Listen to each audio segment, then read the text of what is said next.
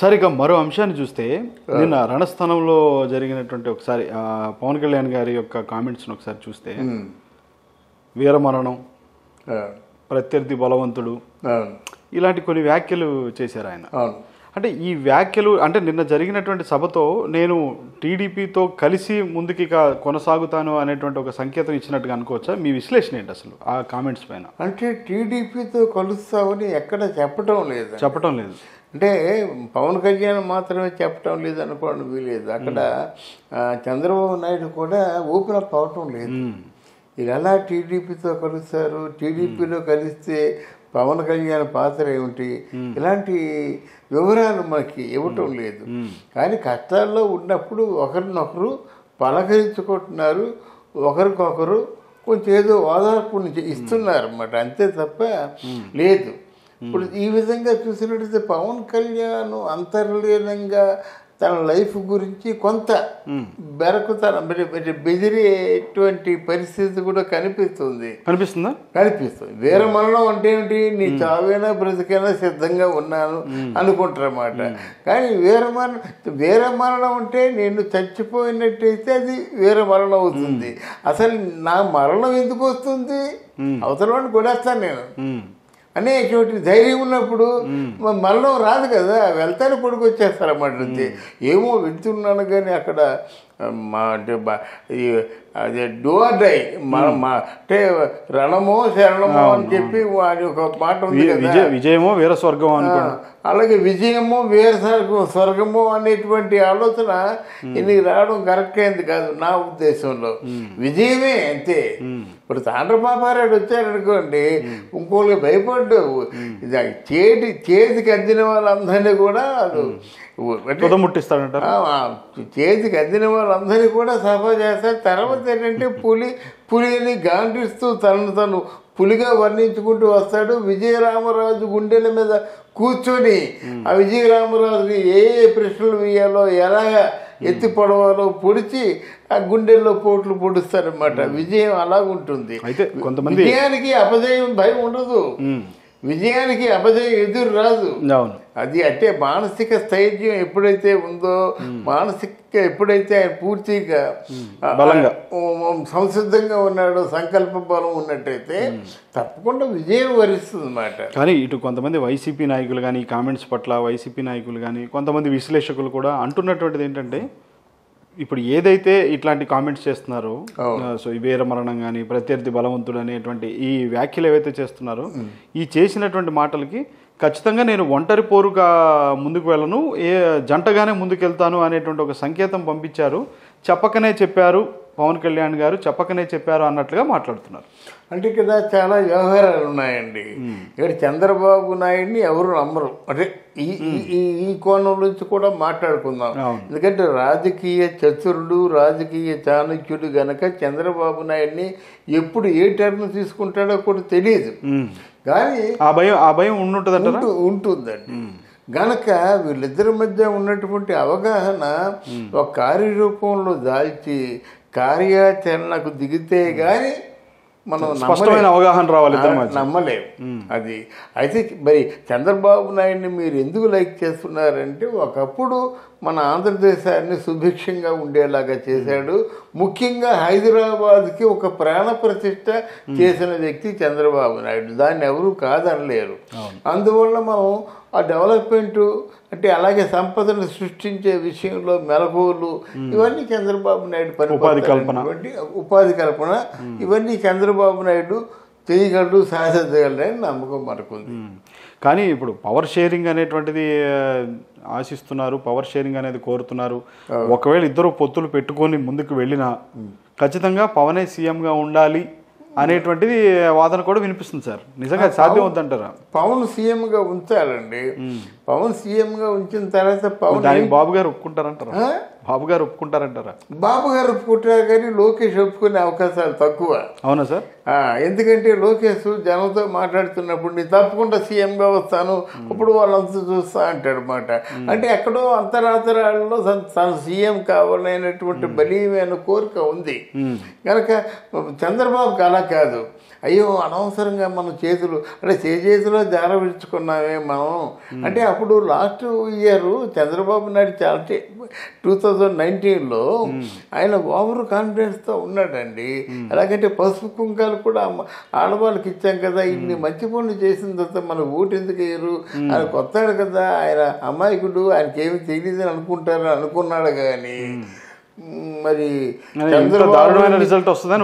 చంద్రబాబుని మించిన రాజకీయ చతురుడు అనే విషయం చంద్రబాబు నాయుడు పసిగట్టలేదు. కానీ రాజకీయాలు ఆ విధంగా జగన్ రాటుదేలారంటారా? రాటుదేలండి, బ్రహ్మాండమైన రాజకీయం అండి, బ్రహ్మాండమైన రాజకీయం. లేకపోతే చూడండి 3 సంవత్సరాలు హాయిగా రిలాక్స్గా తాడేపల్లిలో ఉన్నాడు. 3వ సంవత్సరం తర్వాత మరి దిగాడనమాట. గడపకు అన్నాడు, మీరు చేసింది ఏదో చెప్పండి అన్నాడు, మనం ఎంత ఖర్చు పెట్టామో చెప్పండి అన్నాడు. మేనిఫెస్టోలో ఉన్నటువంటి దాంట్లో 95% ఇచ్చాం కదా, అవి నచ్చ చెప్పండి అంటున్నాడు. అప్పుడు 151 వచ్చింది, కానీ ఇప్పుడు 175కి 175 వస్తాయి. ఈ మాట నా మాటగా చెప్పండి, పెద్ద మీరు కష్టపడాల్సిన అవసరం లేదు, మీరేం చేశారో చెప్పండి, ఎక్కడి నుంచి నేను బటన్ నొక్కుతా అంటున్నాడు. బటన్ నొక్కే కార్యక్రమం నేను తీసుకుంటున్నాను, ప్రోపగండా చేసే కార్యక్రమం మీరు తీసుకోండి అన్నాడు. అంటే అది రాజకీయ చతురత కదా, ఆయన తెలుసు కదా 170 సీట్లు వస్తాయా అంటే మైండ్ గేమ్ మాట. 170 ఏంటంటే మనం అంటాం కదా పిల్లలతోనే, మరి 100 మార్కులు రావాలన్నమాట. ఎందుకంటే కనీసం పాస్ అవుతారండి ఉద్దేశం. 100 పోయింది, కనీసం పాస్ అవుతారు కదా, అలాంటి ఉద్దేశంతో మాట్లాడింది. వస్తే చాలే అంటే అసలు చదవడం మానేస్తాడేమో అని అదో భయం. అందుకు 100 అంటాడనమాట.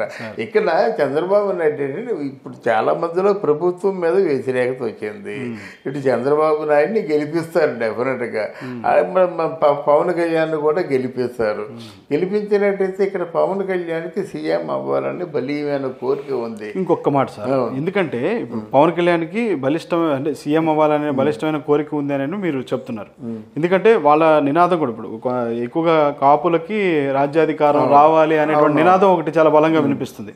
మరి ఆ నేపథ్యంలో వీళ్ళిద్దరూ ఒకవేళ కలిసి నిజంగానే ఆ బలమైన ప్రత్యర్థిని ఎదుర్కోవడానికి ఇద్దరు చేయి కలిపి ముందుకెళ్ళినా మళ్ళీ ఈ పంపకాల విషయంలో, ఈ పవర్ షేరింగ్ల విషయం వచ్చేసరికి ఇద్దరి మధ్య సమన్వయం కుదరదు అనేటువంటి వ్యాఖ్యలు వినిపిస్తున్నాయి.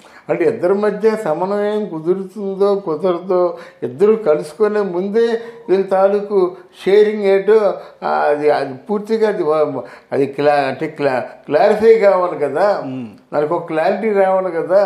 ఒకవేళ మనం చేయి కలుపుకున్నట్టయితే మాకే పవర్ ఇస్తారు, సీఎం ఎవరు తీసుకుంటారు అంటే 2.5 years చేసుకుంటావా. ముఖ్యంగా పొజిషన్ నెంబర్ 2 అంటే మన హోమ్ ఎవరికి ఇస్తారు, పొజిషన్ నెంబర్ 3 ఆర్థిక శాఖ ఎవరికి ఇస్తారు అని కొన్ని ఉంటాయి కదా.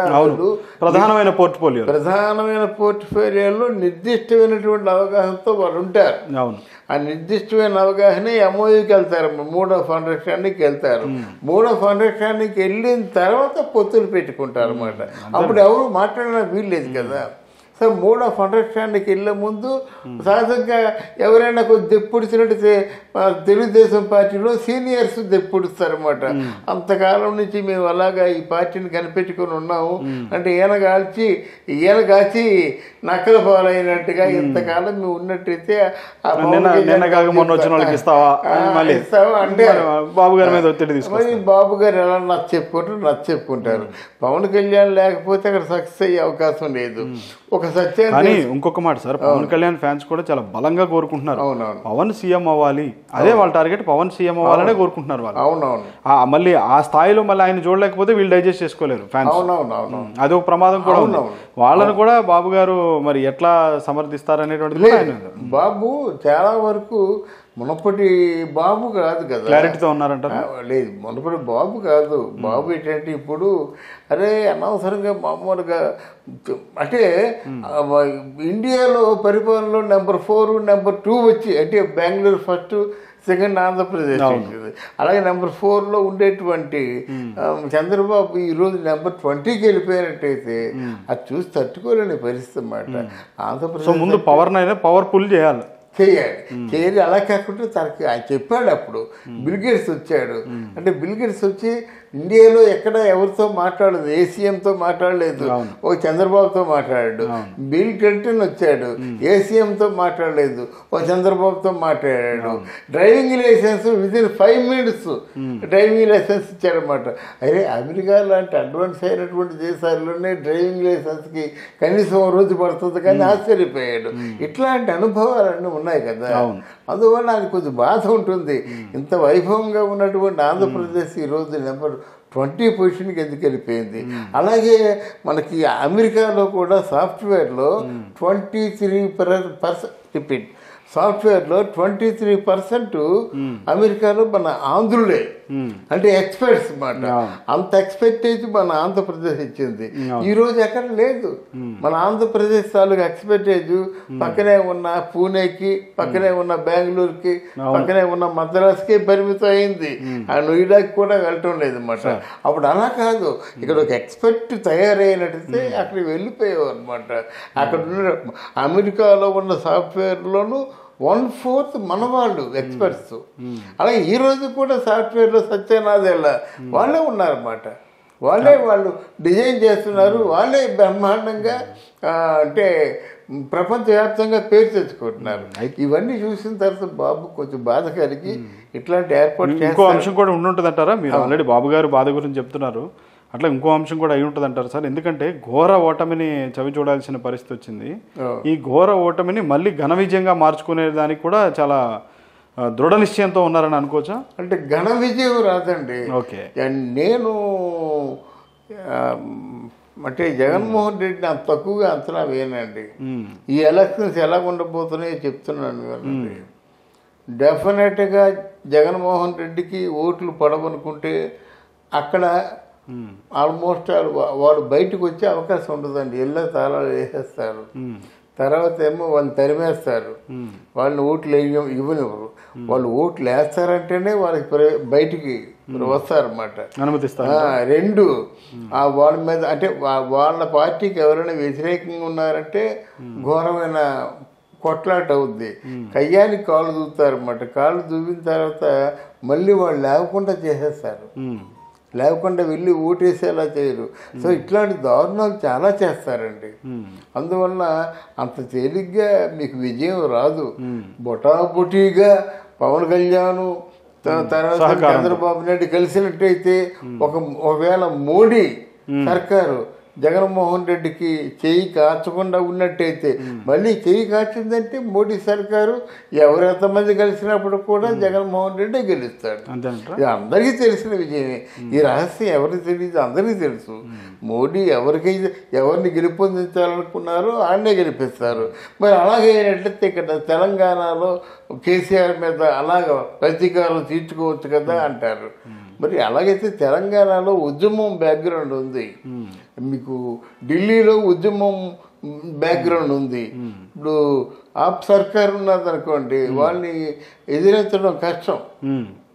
అలాగే ఇక్కడ ఉద్యమ బ్యాక్గ్రౌండ్ ఉన్నటువంటి తెలంగాణ ఉద్యమంతో వచ్చినటువంటి కేసీఆర్ని కూడా అంత తేలిక తీసి పారేయలేరు. అంతే కదా సార్. అందువల్ల ప్రాబ్లం. కానీ లేకపోతే ఆయన అనుకున్నట్లయితే ఖచ్చితంగా నెరవేరుతుంది. అప్పుడు మనకి మోదీ కానీ అమిత్ షా కానీ రాజకీయ చతురులు, సరికొత్త రాజకీయాన్ని రచించారు. చతురులు అనుకోవచ్చా, ఉద్దండులుగా తయారయ్యారు అనుకోవచ్చా? చతురులు అండి, రాజకీయ చతురులు. ఉద్దండు కాదండి. భారతదేశపు సౌభాగ్యాన్ని, భారతదేశపు గొప్పదనాన్ని దిగజార్చిన వాళ్ళు ఏమనుకుంటామండి? వాళ్ళకి అది గొప్ప ఆలోచనలు లేవు కదా. మనకి జీడిపి రాజకీయ స్వలాభాలను తెచ్చుకోవడంలో చతురతలు, అంత చతురులు. కానీ నీకు భారతదేశానికి ఎటువంటి రాజకీయ నాయకులు అండి? సర్వేపల్లి రాధాకృష్ణ, బాబు రాజేంద్ర ప్రసాద్, తర్వాత ఏమో మన్మోహన్ సింగ్, ఇందిరాగాంధీ, పివి నరసింహారావు, రాజీవ్ గాంధీ, వీళ్ళంత గొప్ప జీనియస్లు అండి. అవును. అట్లాంటి వాళ్ళ ఆ స్థానంలో ఈయన కూర్చున్నాడు అన్నమాట. మరి ఈయనకి ఎవరున్నారు? ఇంకో డిగ్నిటీ లేదు, ఓ డిగ్నిటీ లేదు. అవసరమైతే వచ్చేసి కూర్చుంటాడు, పవన్ కళ్యాణ్తోనే చికెన్ బిర్యానీ తినేసి కబుర్లు చెప్తాడు. ప్రధానమంత్రిని ఏమిటి, ఇక్కడ రావడం ఏంటి, చికెన్ బిర్యానీ తినడం ఏంటి, ఇలా కబుర్లు చెప్పడం ఏంటి అని ఆలోచించాడు. అలాగే మామూలు అతి సామాన్యంగా పాడే మోస్తా చూసారా, అంటే మొయ్యటం తప్పని చెప్పను కానీ వీరికి సరికొత్త రాజకీయాలు అన్నమాట. అవి ఆకర్షణీయం, అవి ఫోర్గ్రౌండ్లో రావాల్సిన ఫోటోగ్రాఫ్ కాదు. ఎవరికైనా మరణం తథ్యం, మరణించిన వాళ్ళు ఏదో రూపంలో తీసుకుపోతారు, కానీ పాడి మోస్తున్నాను చూసుకో, ఫోటో తీసుకో అన్నట్టుగా ఉండరు కదా. సో ఇట్లాంటి రాజకీయాలు అన్నమాట. అంటే జనాలకి హెల్ప్ అయ్యే రాజకీయాలు చేయటం లేదు.